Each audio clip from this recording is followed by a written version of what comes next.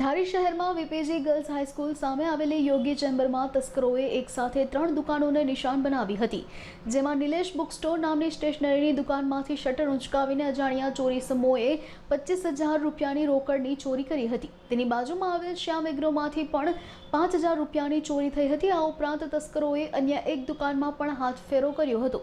એક સાથે 3 દુકાનોમાં થયેલી આ ચોરીની ઘટનાથી શહેરમાં ચિંતાનો માહોલ છે અને લોકોમાં પોલીસની કામગીરી સામે સવાલો ઉઠી રહ્યા છે।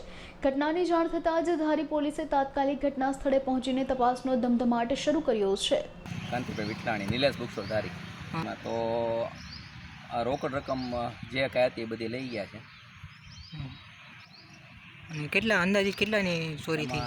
તો આમ રકમ અમે થોડી બહુ વધારે રાખતા ન હોય, પણ તે દિવસે હવે સેલ્સમેન અને બીજે દિવસે પેમેન્ટ કરવાનું હતું એટલે બેંકમાં ભરવાના હિસાબે રકમ થોડી વધારે હતી।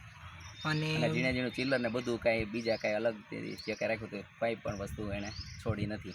અને બીજી કઈ દુકાનમાં ચોરી થઈ? અંદાજે 25,000 જેવું રોકડ થઈ જાય એમ। તો શ્યામ એગ્રો ભાઈ જે છે બાજુમાં ઉભા દીપકભાઈ, હા ચકાભાઈ કાલાણી છે, કાલાણી ટ્રેડર્સવાળા।